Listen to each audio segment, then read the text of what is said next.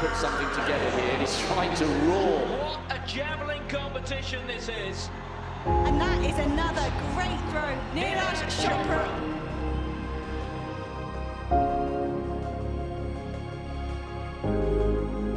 And what a story he is proving to be for athletics in India.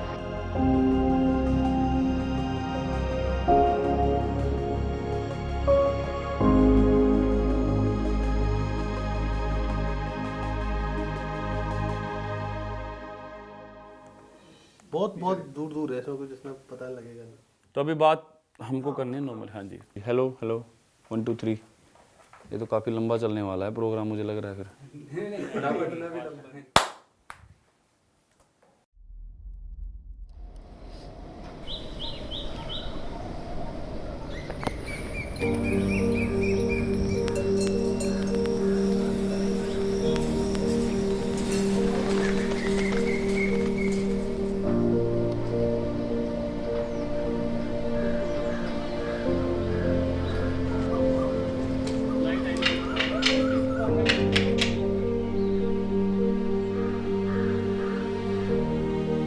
सही में तो ये है कि जैसे अपने पूरे परिवार का नीरज पहला बेटा था, सबसे बड़ा परिवार में वही है।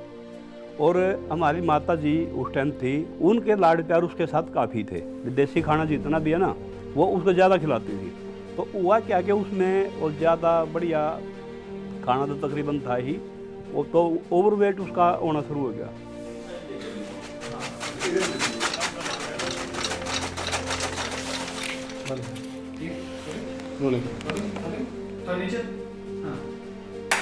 बस छोटा था जब न्यू चिंता तो रहती थी भाई किस तरह रहेगा।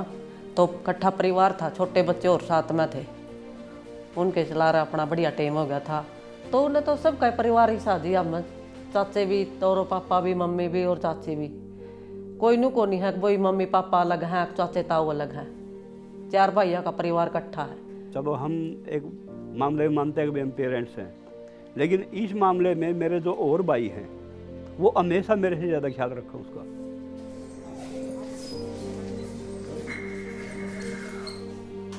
छोटे भाई की और नीरज की उम्र में ज़्यादा फर्क नहीं है, 16-17 साल का फ़र्क है।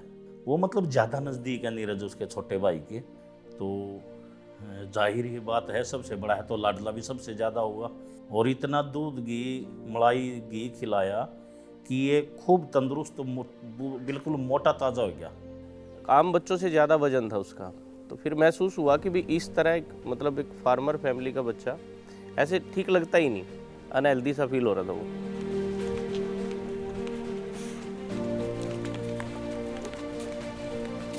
छोटे भाई ने बोला भैया इसको ना जिम ज्वाइन करवा देते हैं, तो वहाँ पर थोड़ा हाई इसकी बॉडी शेप में आओगी।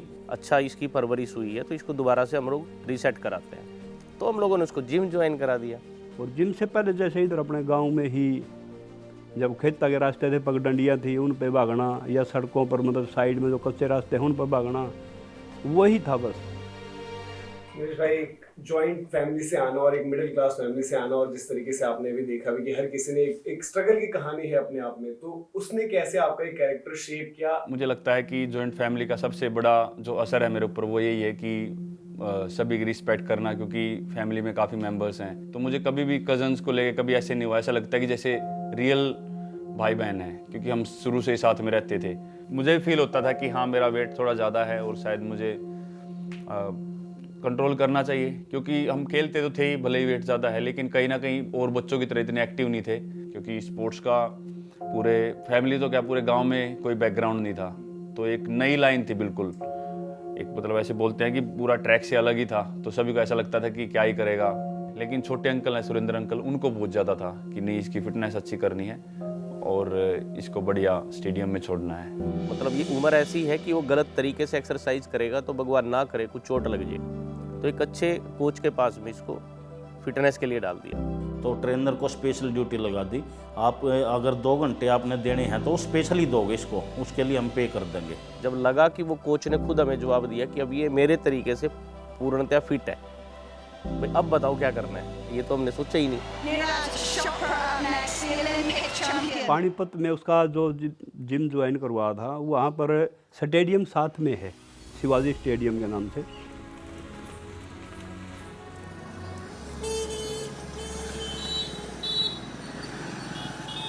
यहाँ से मैं साइकिल पे जाता था, 7-8 किलोमीटर का रास्ता था और फिर जाना आना। मुझे लगता है कि वो ज़्यादा मेहनत थी जिम के अंदर से करने से। तो असली तो मुझे लगता है असली ट्रेनिंग जो फिट होने के लिए जो ट्रेनिंग होती है वो ग्राउंड पे ही होती है, जब हम रनिंग करते हैं या पूरा प्रॉपर आउटडोर ट्रेनिंग करते हैं। तो जो टाइम उसकी ट्रेनिंग के बाद बचता था इसका, उस टाइम में ये स्टेडियम में बैठना शुरू हो गया, क्योंकि वो जिम का तो काम हो गया था। और वहीं पे ही मुझे ऐसे पता लगा कि जेवलिन ऐसे स्पोर्ट है, क्योंकि वहाँ पे सभी जो साथी थे मेरे वो करते थे। मतलब उस टाइम जानता नहीं था, लेकिन धीरे धीरे पहचान होती गई और देखता था मैं उनको बैठ के, जब ट्रेनिंग खत्म हो जाती थी कि हाँ ये जेवलिन है और मुझे यही करना है। बस वो एक उसी की तरफ अट्रैक्शन ज़्यादा हो गया।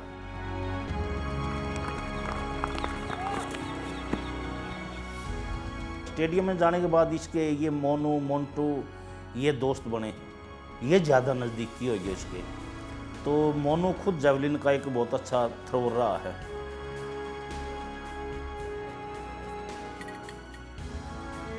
दो 2011 की बात है, तब ये ग्राउंड पे आया था। ये जब फिटनेस के लिए आता था वहाँ पे, और शायद इसने कभी एक बार जेवलिन भी फेंका, 1-2 बार। तो इसको देखा और थोड़ा सा लगा कि जैसे जेवलिन वाली चीज़ है इसके पास कुछ। मेरा तो अलग है, मैं पानीपत से हूँ जी, वो खंडरा गाँव से आता था। हाँ, हम वर्कआउट करते थे उस टाइम पे। तो उस टाइम पे जैसे हमारे ग्रुप में ही था, जैसे आते थे इकट्ठे, अंकल छोड़ने आते थे, तो ऐसी बातचीत हो गई। फिर क्या होता है, आपको ज़्यादा मस्कुलर नहीं होना होता जेवलिन के लिए, आपको रिलैक्स मसल होने चाहिए आपके, और फ्लेक्सिबल आर्म, वो इसके पास काफ़ी अच्छे फ्लेक्सिबल आर्म है।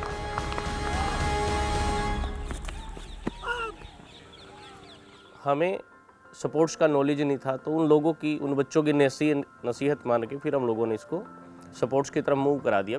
कुछ डोमिनेटिंग एबिलिटीज़ होती हैं आपकी, जैसे फास्ट आर्म होना चाहिए, फ्लेक्सिबल होना चाहिए आपकी बॉडी, और ये चीज़ थी उसमें। पहली बार में दिख जाता है, थोड़ा सा अलग जो होता है तो दिखता है। जो ये खेलना चाहता है और जो आपको इसके अंदर संभावनाएं दिखती है, आप वो करा सकते हो। एज ए फैमिली हम लोग बैक हैंड पे साथ में खड़े। तो उन्हें लगा रहे यार तू जेवलिन कर ले तो ठीक थ्रो कर लेता है। तो वो दिन था, वो जेवलिन पकड़ी थी तो पकड़ी थी। उसके बाद तो फिर आज का दिन है।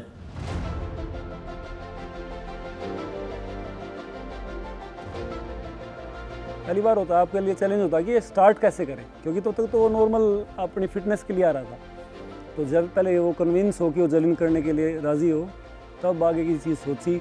जब पहली बार मिले तो मैंने बताया कि ऐसे ऐसे मैं जेवलिन करता हूँ और ये अच्छा कर सकता है। तो पहली बार का ही बॉन्ड ऐसा है पूरी फैमिली के साथ। तो अंकल ने पहली बार ही ऐसे बोला कि कोई दिक्कत नहीं है, जैसा अच्छा लगे वैसा, जो बेस्ट कर सकते हैं हम वो फैमिली की तरफ से बेस्ट करेंगे, बाकी मेहनत करो।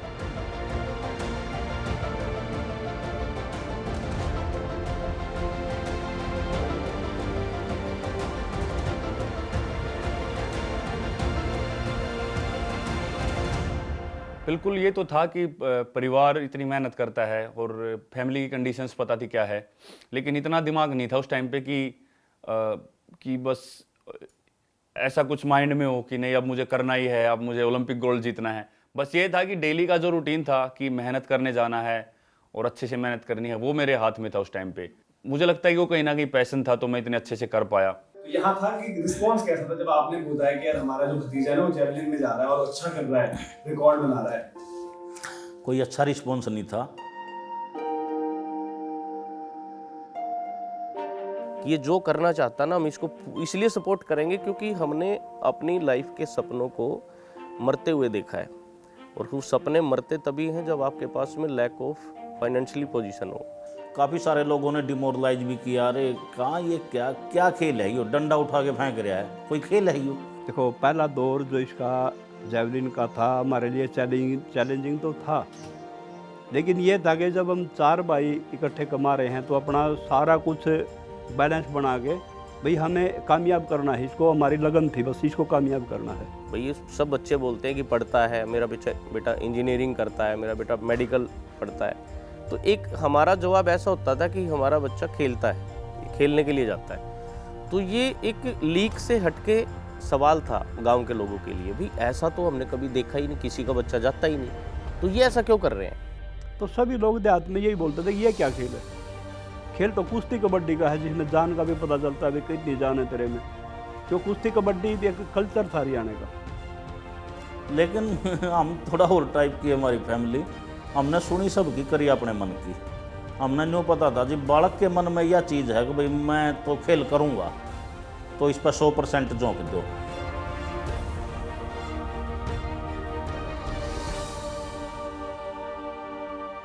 और बिल्कुल मैं तो बहुत अपने आप को लकी मानता हूँ कि ऐसी फैमिली मुझे मिली, क्योंकि कहीं ना कहीं ऐसे बोल सकते थे कि हाँ पैसों के मामले में ज़रूर दिक्कत रही होगी कि मुझे किसी चीज़ की कमी होती थी कि मुझे इस चीज़ की ज़रूरत है, शायद उस टाइम पे पूरा ना हो पाए, लेकिन मेंटली मुझे हमेशा स्ट्रॉन्ग रखा और हमेशा मेरे साथ खड़े रहे, मुझे टाइम दिया, सबसे बड़ी बात है।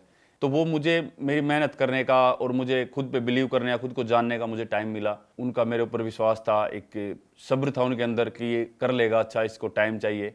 तो बिल्कुल वो टाइम के साथ कुछ साल लगे, लेकिन जब रिजल्ट आने शुरू हुए तो, और वो अभी जब मेडल्स आ रहे हैं तो सभी को पता लगा कि नहीं वो खेल नहीं, अभी ये ओलंपिक खेल है या फिर वर्ल्ड चैंपियनशिप है, कॉमनवेल्थ गेम्स, एशियन गेम्स। बस बस बस बस बस बस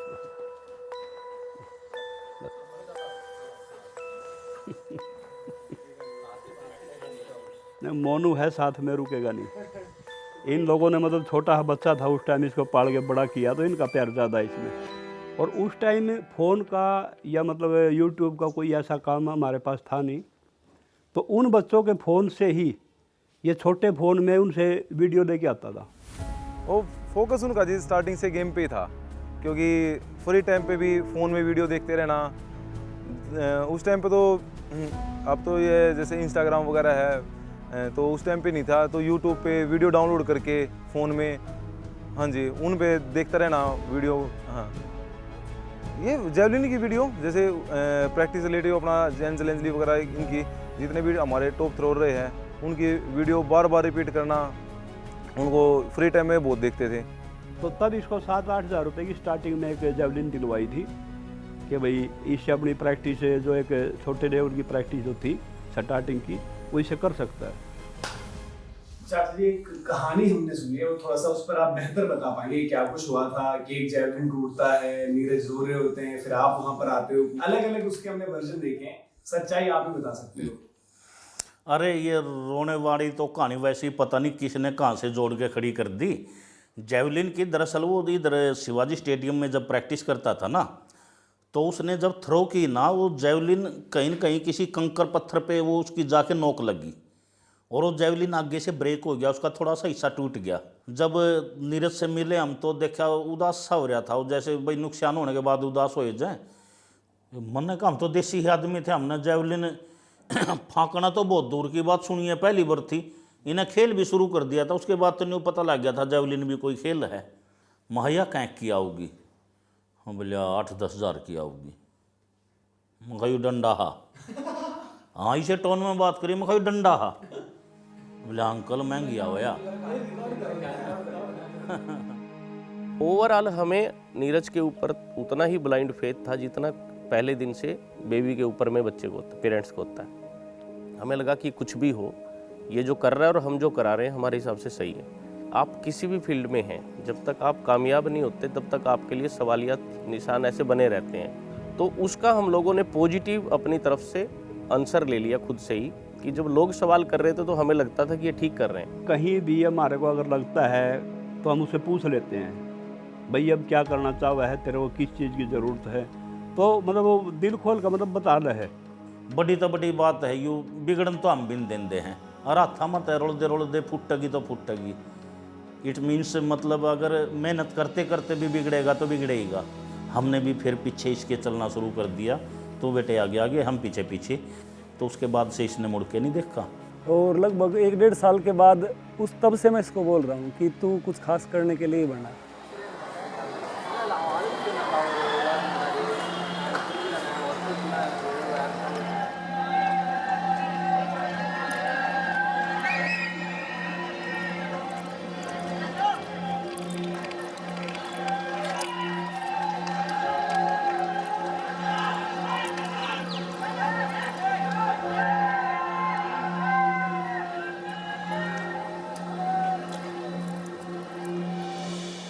देखिए नीरज है ना, कुछ ऐसा एथलीट है, आप उसको अभी कभी भी प्रेशर में नहीं देखेंगे।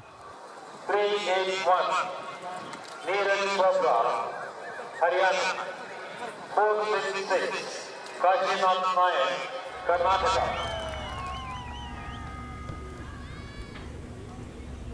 नमस्कार, मैं हूँ काशीनाथ, कॉमनवेल्थ गेम्स मेडलिस्ट।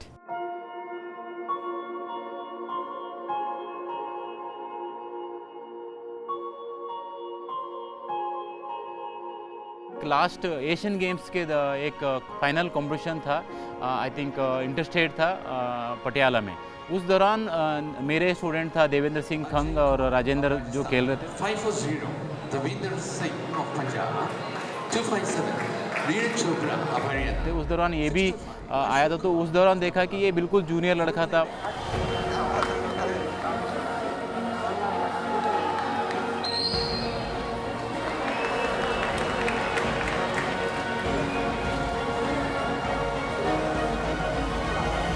मैं खेल रहा था बड़ा फियरलेस, वो इसलिए सभी को पसंद आया, क्योंकि कोच साहब वहाँ पे थे और जो भी सीनियर एथलीट वहाँ पे थे वो तो थ्रो कर रहे थे सभी 79 के करीब, और मैं 70 मीटर भी लगा रहा, लेकिन मैं मस्त खेल रहा था, मतलब बिल्कुल अपना 100% दे के पूरा एफर्ट लगा के। तो उस टाइम पे मेरा रनवे वगैरह भी इतना अच्छा नहीं था, छोटा सा रनअप था, थोड़े से रनवे से ही भाग के थ्रो करता था, लेकिन थ्रो थे वो बहुत ही अच्छे थे, सभी को बहुत ज़्यादा पसंद आए। तो मुझे लगा यार लड़का में बहुत एक्स्ट्रा ऑर्डिनरी टैलेंट है, क्योंकि ये एक उस चीज़ को हासिल करने में लड़के को, बहुत से लड़कों को 7-8 साल लग जाता है, क्योंकि मतलब वो जो मैच्योर होने के लिए कॉम्पिटिशन किस तरीके से लड़ना है, तो उसके अंदर जब एक 17 साल के लड़के के अंदर वो चीज़ देख के मैं देखा यार इस लड़के आगे जाके कुछ कर सकता है।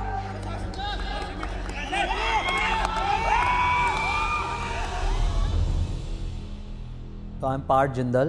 I'm the founder and director of the Inspire Institute of Sport and JSW Sports. So this is the first question I'm asking all the guests who are involved in this documentary. When was the first time you came across this name Neeraj Chopra? 2015 was the first time we heard the name Neeraj Chopra. I heard the name Neeraj Chopra. I got a call from Manisha. By title, my role is the head of sports excellence and scouting. There was a young guy who everybody was talking about in javelin, which was odd because it was not a mainstream sport. You know, 16, 17, you see how they compete. It's not whether you win or lose, it's how you compete. What you look for is when you put them against people who are better than them, or you put them in a big stage. What is it? Do they rise to the occasion? Do they not rise to the occasion? Do they kind of, revel in that?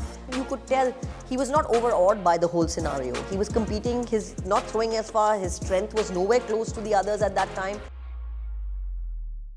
ऐसा भी time रहा है जब मैं ground पे गया हूँ तो मैं मेडल के बिना भी निकला हूँ, बेस्ट 8 से बाहर होके भी निकला हूँ, फाइनल में भी नहीं पहुँचा, मैं क्वालिफिकेशन राउंड से ही बाहर निकला हूँ। तो ऐसा भी हुआ, वो शायद किसी को पता नहीं है, लेकिन फिर भी कहीं ना कहीं सेटिस्फैक्शन होती थी, मैं अपना बेस्ट दे के निकलता था, तो मैं खुश होता था। ये है ना, ये हमारी फैमिली से ही है सारा कुछ जी, क्योंकि हमारे पास खोने के लिए कुछ ही नहीं था, हमारे पास पाने के लिए सब कुछ था। तो यानी उसको डरना ही नहीं है किसी चीज़ से, हम तो सिर्फ गेन करने वाले हैं, कोई दिक्कत नहीं है, थ्रो नहीं लग रही है, ये चीज़ सोचनी ही नहीं है कभी, बस जाना है कंपटीशन में तो एंजॉय करना है, जो मेहनत की है ना इतनी, उसके मज़े लेने हैं। थोड़े अच्छे में बहुत खुशी मिलती थी, चाहे कुछ भी 1 मीटर थ्रो बढ़ जाए ग्राउंड पे, उसमें बहुत ज़्यादा खुशी मिलती थी। तो वही था, गेन करने के लिए था और उसी के लिए मेहनत की।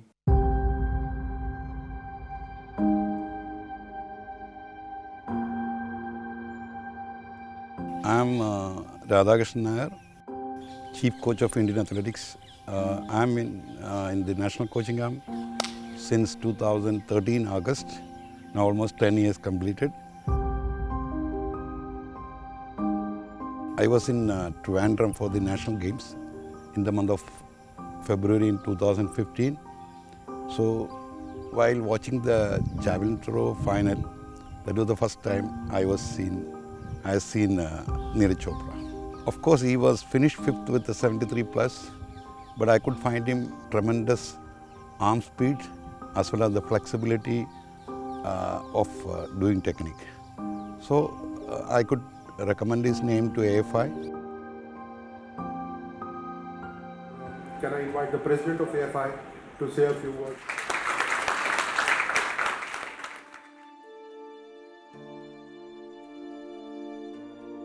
There was a lot of discussion when we were talking about javelin, and even I was not convinced in the beginning that javelin is an event where India could do well.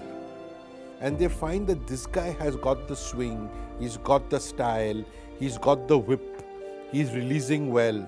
So these are the things the coaches, and we found in so many cases that it could be the 5th or the 6th or the 8th guy who's actually more talented when they put them through battery of tests. In 2015 March, he joined the camp.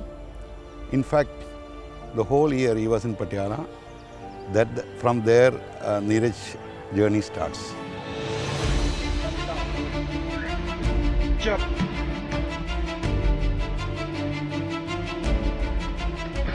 15 में national camp मुझे मिल गया national games के बाद, तो काफ़ी कुछ change हुआ उसके बाद। सीनियर एथलीट्स मैंने देखे कि कैसे मेहनत करते हैं, नेशनल कैंप में क्या माहौल रहता है।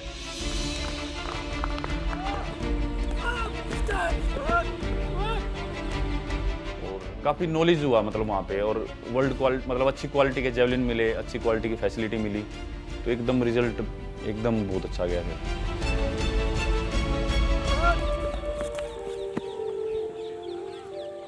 मैं यही कहता हूँ कि नीरज को मैं जिस तरीके से देखा हूँ, और वो ये था कि वो प्रैक्टिस के दौरान भी अपना 100% ही प्रैक्टिस करता था, और कंपटीशन भी उसको 100% ही करता था। और मैंने उनके अंकल जो भीम अंकल है उनको पहले ही बोला था कि ये आपका जो लड़का है आगे जाके देश को ओलंपिक्स में श्योर मेडल जिताएगा, क्योंकि उसके अंदर वो क्वालिटी था।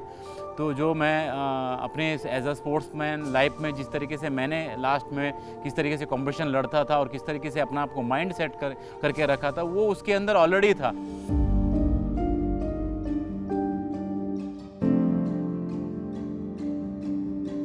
जो पहला है मेरे साथ में, जब फर्स्ट कंपटीशन जो खेलने के लिए गए थे हम लोग मंगलूर में,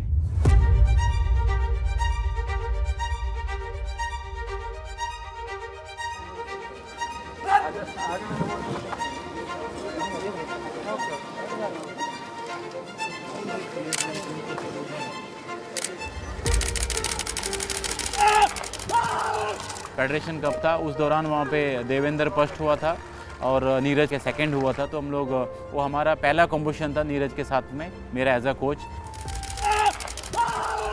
तो वहाँ से आने के बाद में सैप गेम्स खेला था। वहाँ पे सैप गेम्स में नीरज ने 82 मीटर करके सैप गेम्स का रिकॉर्ड के साथ गोल्ड मेडल भी जीता था।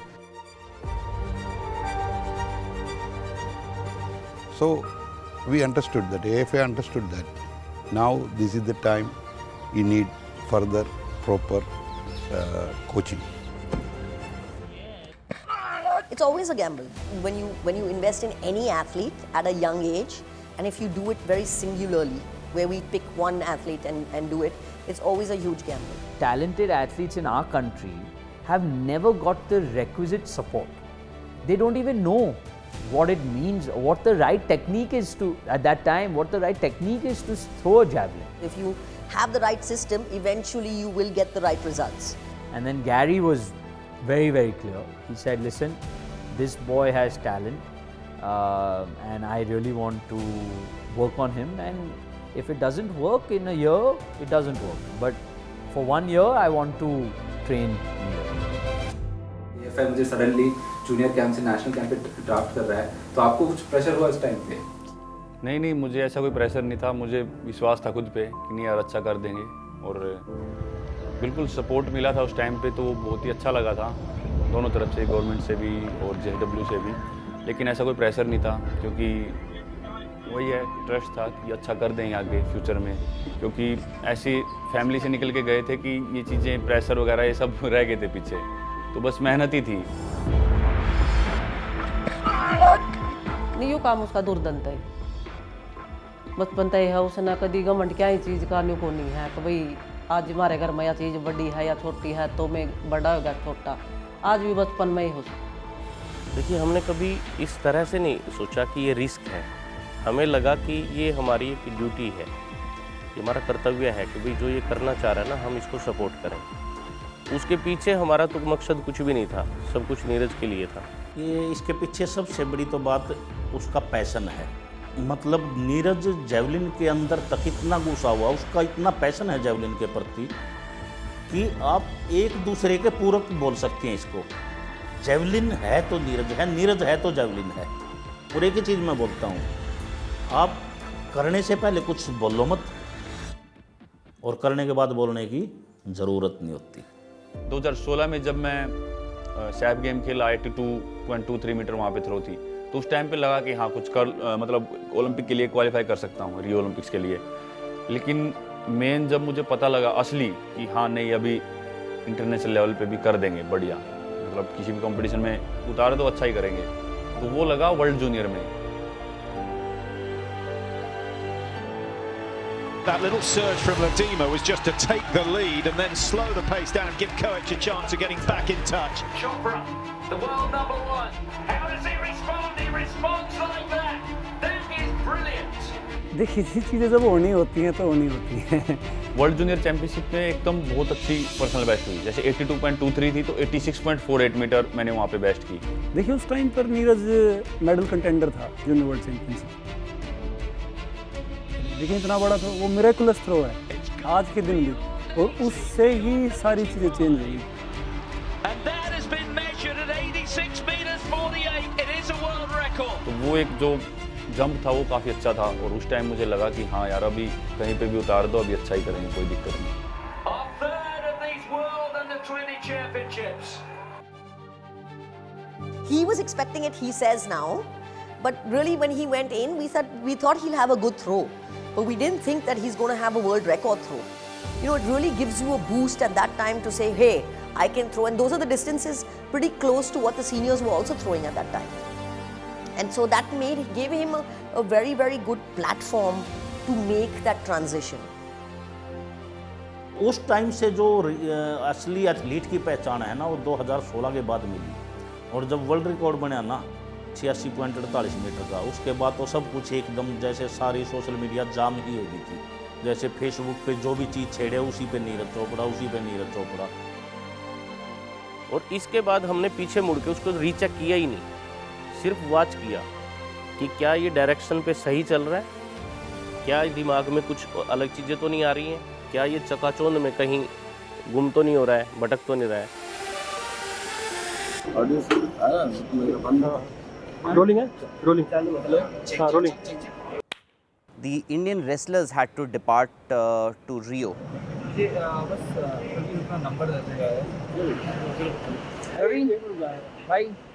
And I had stayed back for a while, and I did get some information from the AFI that Neeraj Chopra is coming back after winning that under-20 World Championship.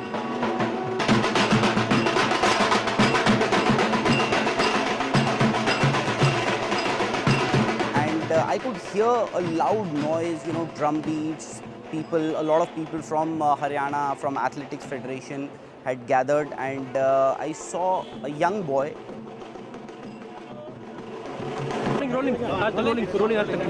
With me is Neeraj Chopra, who's back after conquering the world literally. सबसे पहले वो सबका धन्यवाद जो मतलब इतनी रात को अपने मतलब मेरे लिए स्पेशली आए हैं। तो ये भी मेरा एक टारगेट था इस साल का कि जूनियर वर्ल्ड चैंपियनशिप में गोल्ड जीतूं, तो इससे भी सर हो सकता। I had never met Neeraj till he won the World Juniors, and what completely struck me was he was like, my father and him got on like a house on fire. You know, I think my father saw himself in Neeraj because he's also from Haryana. Neeraj is from Panipat, my dad's from Hisar. So they started talking to each other in Haryanvi, and you know, it was just amazing to watch. And I think he was a bit overawed, and he was a bit nervous coming into Mumbai and into this building, and so many people wanting to meet him. I thought he was very unlucky because under 20 World Championship in 2016, when he won that title, he missed the cutoff date just by a week.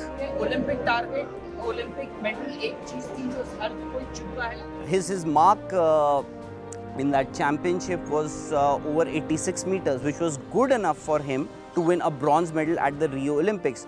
हाँ जी, अपनी तरफ से पूरी कोशिश करेंगे और अच्छा करेंगे, देश का नाम रोशन करेंगे। So I was like, oh my God, Neeraj, why didn't you? आपने एक महीने पहले ये क्यों नहीं फेंका था? आप क्वालिफाई क्यों नहीं किए ओलंपिक्स के लिए? आपका मेडल आ जाता, इंडिया का 2 मेडल 3 हो जाता, और साक्षी मलिक, पीवी सिंधु और आपका भी नाम रहता। तो ही वाज लाइक नहीं नहीं भैया, मैं तो इतना यंग हूँ, अभी तो बहुत समय है, ये तो शुरुआत है, अभी तो और करेंगे, आप चिंता मत करो, आ जाएगा। तो आई सेड अच्छा ठीक है, very good, you know, he was very chilled and very confident, nonchalant almost. Yes. That was actually the first time when I spoke to him. Otherwise, he was in camp, he was training, and I found him to be such a, simple kid, such a relaxed kid. I mean, it was just unbelievable that somebody who has just won the World Championships is so down to earth. हमारे उदयमान खिलाड़ी नीरज चोपड़ा को बधाई देना चाहता हूँ। हरियाणा का ये उदयमान खिलाड़ी जो है, ये हमारे देश का और भी मस्तक आगे आने वाले खेलों के अंदर ऊंचा करेगा। We never got a medal in the World Championships, except Seema had got a silver 20 years ago, 25 years ago. 86 meters by this youngster, barely 20 years old. Was phenomenal. इसके लिए ट्रेनिंग बहुत अच्छी की थी और हार्ड वर्क किया था, और उसी का रिज़ल्ट मिला है। और काफ़ी लोग थे मेरे साथ, सीनियर्स हैं, कोचेज़ हैं, तो काफ़ी फ्रेंड्स हैं जिनका पूरा सपोर्ट था, तो उसकी वजह से पूरा मतलब कि मैं अपना कॉन्फिडेंस में था और अच्छा किया वहाँ पे। विजय जी थोड़ा सा इधर हो जाइए, सामने अपने। उसके बाद वापस आकर वो चेंज महसूस किया, क्योंकि एकदम से एक record world junior champion, media की पूरी अटेंशन, हाँ जी, तो वो लगा कि भाई ये एकदम से क्या हो रहा है, इतनी ज़्यादा लाइमलाइट। काफ़ी लोग जानने भी लगे थे, और उस टाइम पे इतना पता नहीं था ट्विटर वगैरह का। काफ़ी लोगों ने ट्वीट किया था, जैसे फैमिली से या फ्रेंड्स की तरफ से उन्होंने स्क्रीनशॉट भेजा था कि देखो इस बंदे ने ट्वीट किया, यहाँ पे पॉलिटिशियन ने, एक्टर ने ट्वीट किया। तो वो चीज़ नहीं थी मेरे लिए भी कि अच्छा मतलब इतने लोग जानने लगे हैं मुझे इंडिया में। जब मैं इंडिया में आया तो फिर काफ़ी मीडिया वगैरह थी मेरे, एक बार तो मतलब कॉन्शियस हो गया था कि कैसे क्या हो रहा है सब कुछ। ये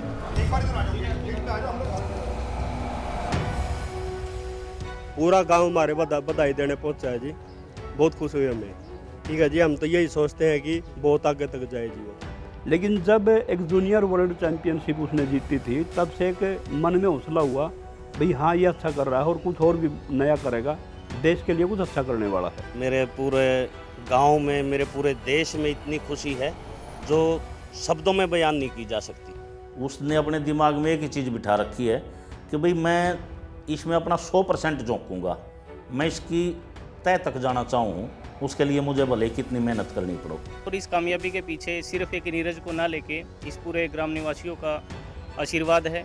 हमने कभी नहीं नीरज से पूछा कि भाई अब रिजल्ट कब आएंगे जो तू खेल रहा है, क्यों? क्योंकि हमें पता था कि जो वो कर सकता है ना वो कर रहा है। We knew we had unearthed a diamond in the rough. From then to now, many things have stayed the same about Neeraj, and some things have changed. His popularity has obviously changed, but his humbleness and his originality has remained the same. लोगों की बात सच्ची हो जाती है अगर मैं अच्छा नहीं कर पाता है और आराम से कुछ साल मेहनत करके वापस घर पे आके बैठ जाता। अभी सब कुछ अच्छा है तो बिल्कुल वो सब कुछ झूठ हो गया है, और वो फिर मुझे लगता है कहीं ना कहीं कि जो हमारी शिद्दत से, मन से, दिल से की हुई मेहनत होती है वो हमेशा कुछ ना कुछ अच्छे रिजल्ट लेके आती है। तो वो मैंने अपनी जर्नी से महसूस किया है।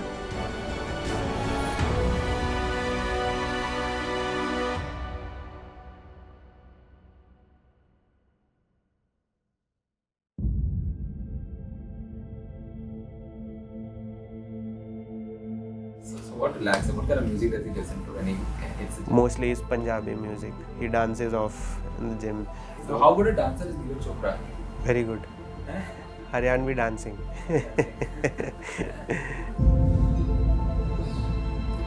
वो भूख लगातार रहनी चाहिए अगला फिर कुछ ना कुछ प्राप्त करने के लिए। My perspective as a president, more to say, tell me what you want, we'll do it for you. He's saying I'm not measuring a distance. Because I always used to ask him कितना फेंकेगा, कितना फेंकेगा. He's saying मुझे पता नहीं है, अच्छा throw आएगा, बढ़िया throw होगा. That's all he used to tell me. You can say, we can't say luck, it is his hard work. I was devastated. 2020 was just 15 months away. Neeraj needing surgery means it's going to be very difficult for him to qualify for the Tokyo Olympics. So that balance had to be maintained, that we increase his strength along with not compensating with the flexibility part. वो जिस तरह से अपने लक्ष्य की ओर देखता है और डिसिप्लिन रहता है, वो सारे गुण एक फौजी के भी और एक खिलाड़ी के भी नीरज चोपड़ा में। आप बोर तो नहीं हुए ना? ना सही चल रहा है, देख के मजा आ रहा है, कोई दिक्कत